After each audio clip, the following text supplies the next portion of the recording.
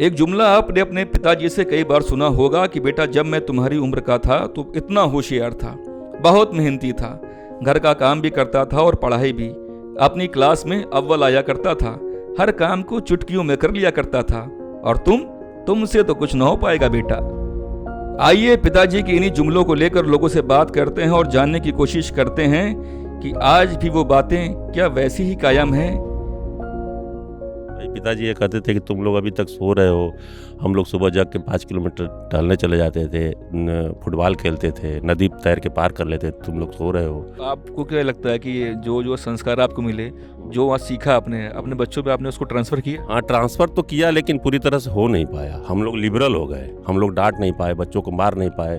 वो क्या बोलते हैं, जेंटल पेरेंटिंग के चक्कर में हम उनको वो चीज़ नहीं दे पाए जो हमें मिली थी। एक बार ऐसा है कि हम लोग जो है खेत में जा रहे थे और ट्यूबवेल से पानी भरा रहे थे, तो पानी भी ट्यूबवेल का भी खोलना हम लोग जो है वो उचित नहीं समझते थे। तो बोले कि अभी ट्यूबवेल का पानी खोलना पावत वालों हम हैं मोट और कोड़ और दोन से चला के और माने खेती सींचते थे और जो है माने पैदा करते थे, और ये जिलाए पिलाए हैं, धिक्कार है तो उनके। हमारे पिताजी भी काफ़ी सख्त थे। हमारे यहाँ पढ़ाई का बहुत ज़्यादा माहौल नहीं था। पढ़ाई के लिए बहुत ज़्यादा कभी हम लोगों को टोका टाकी नहीं है, बस स्कूल जाना है, पढ़ना है, ये पता था कि स्कूल जाना है, उनको पता मतलब जाना है और फिर पढ़ना है। बच्चे जा रहे हैं तो पढ़ ही रहे होंगे, ऐसा माना जाता था। लेकिन हम लोगों ने अपनी ज़िंदगी में अपने पिताजी वगैरह उस जनरेशन से बहुत कुछ सीखा। हमने उनको बहुत मेहनत करते हुए देखा है, हमने उनको हर छोटी से छोटी बातों में प्लानिंग करते हुए देखा। हमने उनको देखा है कि वो घर में आने वालों को कैसे किसी का सम्मान करते थे, ये देखा है। हमने उनको देखा है कि समाज में अगर किसी को ज़रूरत पड़ जाए तो वो अपनी एड़ी चोटी का जोर लगा देते थे। ये सब संस्कार हमने उनको देख कर सीखे हैं। हम लोगों ने वो जीवन निभाया है कि लालटेन मिट्टी का तेल नहीं होता था प्रॉपर दीपक जलाने के लिए, फिर भी हम लोग सेठा से जला के उसको पढ़ाई करते थे। मैं अपनी खुद बता रहा हूँ कि 7.5 रुपये की new light in journalist high school की थी, मैं नहीं खरीद पाया था। लेकिन जब मेरी नौकरी लगी 1983 में, तब मैं जाके 11.5 रुपये की न्यू लाइट इन जर्नलिस्ट खरीदा। आज मैं प्रभु की कृपा से, माँ बाप की कृपा से, उन्हीं लोगों की देन से, उन्हीं लोगों की सोच से आज मैं जो कुछ बना हूँ उन्हीं लोगों के द्वारा बना हूँ। ऐसे फादर जो आपको संस्कार मिले, तो किस हद तक कोशिश करते हैं कि अभी कोशिश कायम है कि छोड़ दी कोशिश? नहीं, कोशिश कायम है, कोशिश हम छोड़ नहीं देते हैं, लेकिन बच्चे जितना चाहते हैं हम उतना ही बताना चाहिए। उससे ज़्यादा बताएंगे तो इरिटेट होंगे। पिताजी अक्सर ये कहा करते थे कि बेटा देखो, जल्दी करो, तुम बहुत सुस्त हो, जल्दी जल्दी काम किया करो। और वो मोटिवेशनल था। कभी कभी हमारे फादर मदर कुछ ऐसे भी वर्ड कहते थे जब क्रोध में होते थे कि तुमसे कुछ नहीं हो पाएगा, तुम बिल्कुल निकम्मे हो। और ये जो चीज़ें हैं हमने भी अपने बच्चों से जब देखे, अरे क्या नंबर लाए हो, हमारे फादर नंबर के लिए कभी नहीं कहे। हमारे फादर हमेशा हमें मोटिवेट किया कि नहीं, तुम्हारे जितने भी नंबर आए बहुत अच्छे है, क्योंकि मैं हमेशा क्लास में फर्स्ट आता था। तो एक बार मैं हाई स्कूल का रिज़ल्ट आया तो हमने कहा कि पिताजी हमें उन्नाव जाना है। काहे के लिए? रिज़ल्ट देखने के लिए। उन्होंने काहे के लिए? रिज़ल्ट देखने के लिए। मैं तुम्हारा रिज़ल्ट बता देता हूँ, तुम फर्स्ट डिवीज़न हो। हैं, और क्यों जाओगे? अब मुझे नहीं जाने दिया, और रियली मेरी फर्स्ट डिवीज़न आई। तो एक्चुअली यही जब मैं बेटे के साथ आया तो मैंने, बेटे भाई तुम्हारे नंबर तो बहुत कम आए, हाई स्कूल में कितने आए? 85%। मेरा बेटा बड़ा नाराज़ हुआ। उसने कहा साली जान दे दी और बाप को पसंद नहीं आया।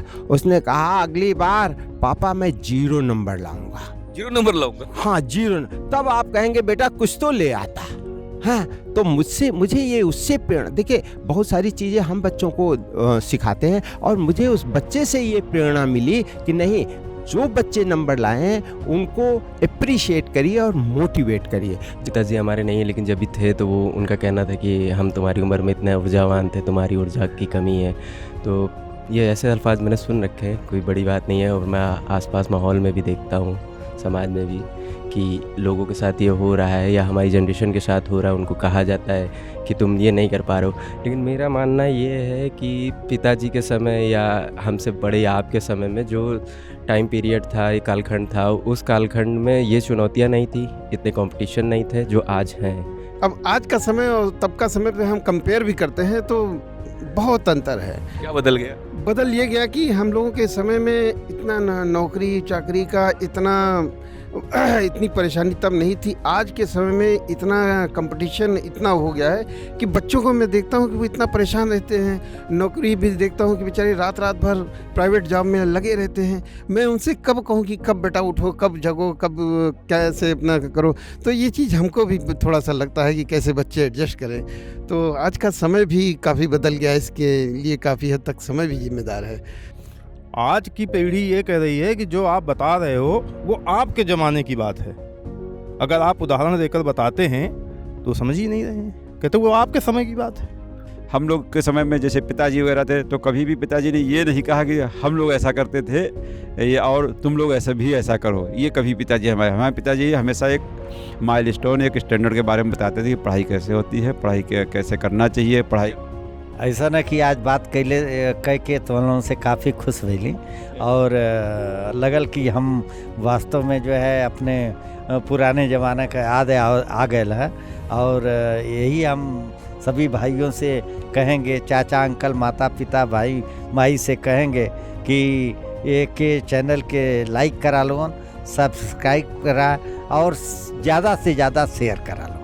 और इसी में खुशी हुई और इसको जितना देखा लोन ये देख कर अपना पुराने ज़माने के संस्कार का भी तनी याद करा लोन। और फिर एक बार कहते हैं कि इसको इस चैनल को लाइक करा, सब्सक्राइब करा और शेयर करा। तो भाई चैनल को लाइक करें, शेयर करें, सब्सक्राइब करें। Thank you.